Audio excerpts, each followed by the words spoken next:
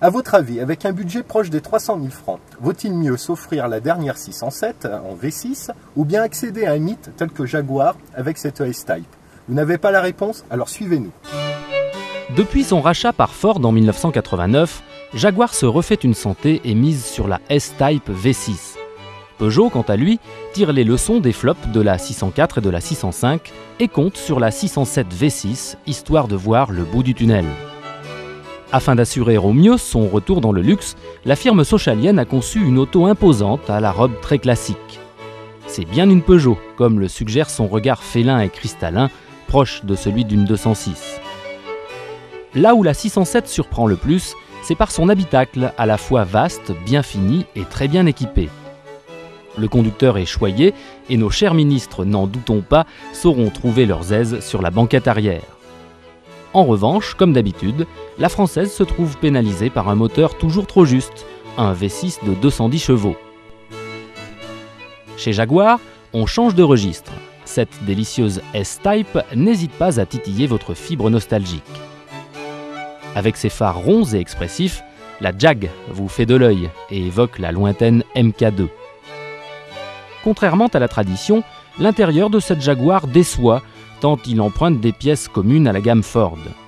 En digne saloon car, la S-Type a quelque peu négligé son habitabilité, en particulier à l'arrière.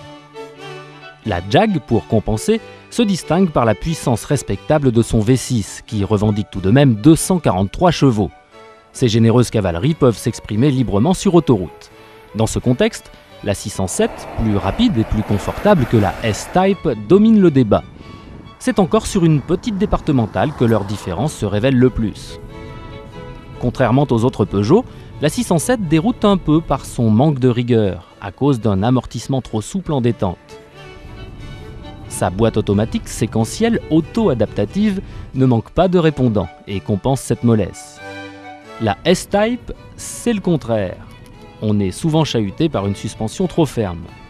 Bon côté des choses, elle est plus rigoureuse et plus précise dans les virages. Seule sa boîte automatique à 4 rapports, déjà techniquement dépassée, manque de réactivité.